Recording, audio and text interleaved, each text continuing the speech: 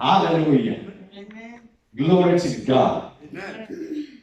So now, before I can get into the message, I want us to pray for the people of Japan.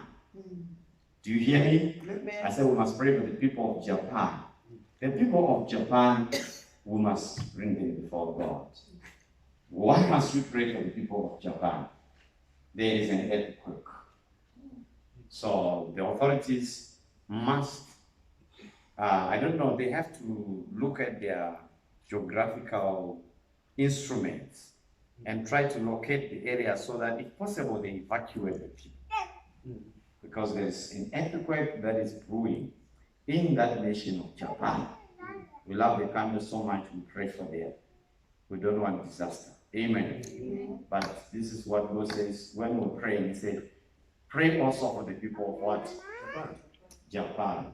There is an impending earthquake. There is a threatening earthquake that is coming to them. Hallelujah. We pray with them that God will have mercy on the nation. Hallelujah. Of a strong and powerful earthquake in Japan. We've received some pictures now and I can give you a little bit more detail.